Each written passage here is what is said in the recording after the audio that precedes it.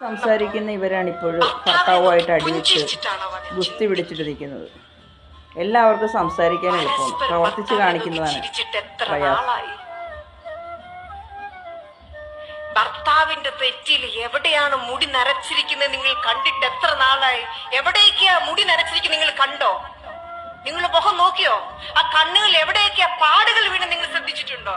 നോക്കിയോ? എത്ര ഒരു മിനിറ്റെങ്കിലും അദ്ദേഹത്തിന്റെ മുഖത്ത് നോക്കിയിരുന്നിട്ടുണ്ട്? എത്ര നാളായി അങ്ങനെ നോക്കിയിരുന്നിട്ട്? അദ്ദേഹത്തിന്റെ മുഖത്ത് നോക്കിയാണ് രണ്ടും തമ്മിൽ ഇടിവെച്ച് വിരിഞ്ഞത്. ഇതൊക്കെയാണെന്നേ ജീവിതത്തിന്റെ ത്രില്ല് എന്ന് പറയുന്നത്. കൊള്ളാം, ബെസ്റ്റ് ത്രില്ലാണ് ഇപ്പൊ കാണിച്ചുകൊണ്ടിരിക്കുന്നത്. ഇതിന് വേണ്ടിയിട്ടാണെന്ന് നമ്മൾ ജീവിക്കണേ. ഇത് കൂടിച്ചേരുമ്പോ കിട്ടുന്ന ഒരു സുഖം, ഒരു ഹാർമണി, ഒരു ഇന്റിമസി ഉണ്ട്. അതെ, ഭയങ്കര ഇന്റിമസിയായി ഇപ്പൊ ജലത്തിന്റെ മുന്നിൽ ഇവര് രണ്ടുപേരും കൂടി കാണിച്ചേക്കുന്നത്. ഈശ്വരനുണ്ട്, ഭർത്താവിന്റെ ഹൃദയത്തിൽ ഈശ്വരനുണ്ട്.